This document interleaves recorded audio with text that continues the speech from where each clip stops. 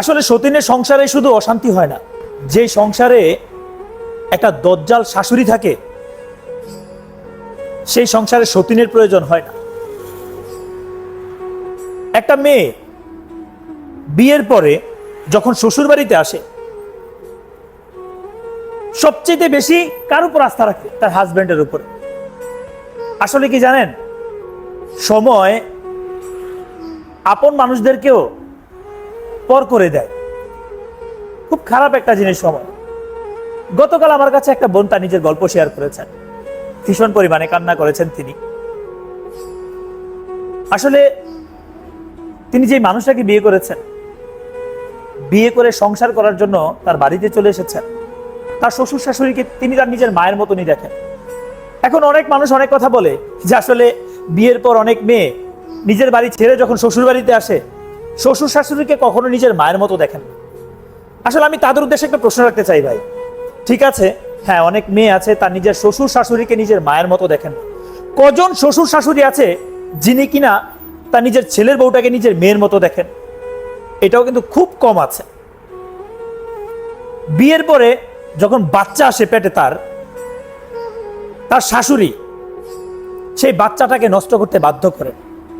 চিন্তা করেন একটা মানুষ কতটা নির্দয় হইতে পারে। একটা ফুলের মতো বাচ্চা এই দুনিয়ার আলো দেখার আগেই তার মায়ের গর্ভেই সে তার শেষ নিঃশ্বাসটা ত্যাগ করে। আসলে একটা পরিবারের মধ্যে শ্বশুর বাড়িতে যে বললাম যে সতীনের প্রয়োজন হয় না, যদি সেই সংসারের মধ্যে একটা দজ্জাল শাশুড়ি থাকে তাহলে সেখানে সতীনের কোনো প্রয়োজন হয় না। সেই সংসার এমনিতেই অশান্তিতে ভরপুর থাকে। এরপরেও তার নিজের হাজবেন্ড যদি সবকিছু দেখার পরেও, জানার পরেও কোন রকমের প্রতিবাদ না করে, আমি বলবো আসলে সে একটা কাপুরুষ ছাড়া কিছুই না।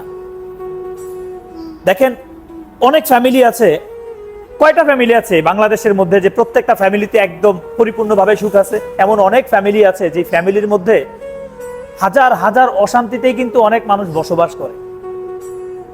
এই মানসিক যন্ত্রণা একটা মেয়ের জন্য যে কতটা কঠিন, কারণ একটা মেয়ে স্বপ্ন দেখে তার একটা সংসার হবে, সংসার হওয়ার পরে তিনি স্বপ্ন দেখেন তিনি একদিন মা হবে। সেই স্বপ্নটা যদি তার শাশুড়ি দুমড়ে মুচড়ে মেরে ফেলে, আসলে এই মেয়ের জন্য আমার মনে হয় এর চেয়ে মানসিক অশান্তি আর কিছু হইতেই পারে না। আসলে তার কথাগুলো শুনে ভীষণ খারাপ লাগছে, কারণ এই দুনিয়ায় এখনো এমন মা আছে, হোক না সেই মেয়েটা অন্যের মেয়ে, কিন্তু তার তো ছেলের বউ। সে কিভাবে পারলো তার ছেলের বাচ্চাটা তার ছেলের বউয়ের গর্ভে আসার পরপরই সেই বাচ্চাটাকে নষ্ট করে দিতে? একটা মানুষ কখনো, সুস্থ মানুষ কখনো এমন কাজ করতে পারে না। যাই হোক, যদি ভিডিওটা ভালো লেগে থাকে, আসলে অনেক কথা বলেছেন, সেই কথাগুলো আমি শেয়ার করতে পারছি না, সেটা অনেক লং টাইম হয়ে যাবে। তো আমার পক্ষে এটা আসলে পসিবল না। যদি ভিডিওটা ভালো লেগে থাকে বলবো অবশ্যই শেয়ার করবেন। ভালো থাকবেন, আল্লাহ হাফিজ, আসসালামু আলাইকুম।